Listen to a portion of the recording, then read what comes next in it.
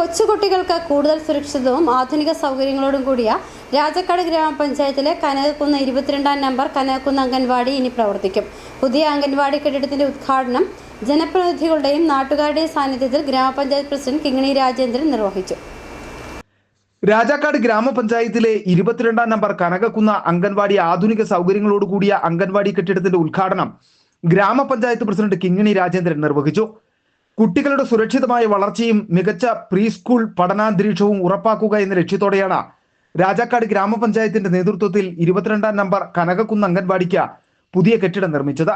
ഗ്രാമപഞ്ചായത്ത് പ്രസിഡന്റ് കിങ്ങിണി രാജേന്ദ്രൻ കെട്ടിടത്തിന്റെ ഉദ്ഘാടനം നിർവഹിച്ചു.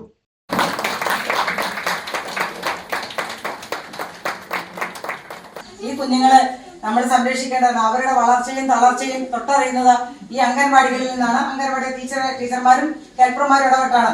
ഒരുപക്ഷെങ്കിൽ നമ്മളെ രക്ഷിതാക്കൾക്ക് പോലും അത്രയും ആ കുട്ടികളെ കെയർ ചെയ്യാൻ കഴിയുന്നില്ല. കൂടുതൽ സമയം ഈ അംഗൻവാടിയിൽ ചെന്നിരിക്കുമ്പോൾ ഞാൻ അംഗൻവാടി കൊണ്ടുവന്ന് ഏൽപ്പിച്ചു, എന്റെ കാര്യം തീർന്നു എന്ന് പറഞ്ഞു പോകാതെ അങ്ങനെയുള്ള ആ ഒരു ഉത്തരവാദിത്തം ഏറ്റെടുക്കുന്ന പ്രിയപ്പെട്ട അംഗൻവാടിയിലെ അധ്യാപകരും. ഗ്രാമപഞ്ചായത്ത് വൈസ് പ്രസിഡന്റ് ബെന്നി പാലക്കാട്ട് അധ്യക്ഷത വഹിച്ചു. വാർഡ് മെമ്പർ ശ്രീജ സനിൽ സ്വാഗതം ആശംസിച്ചു.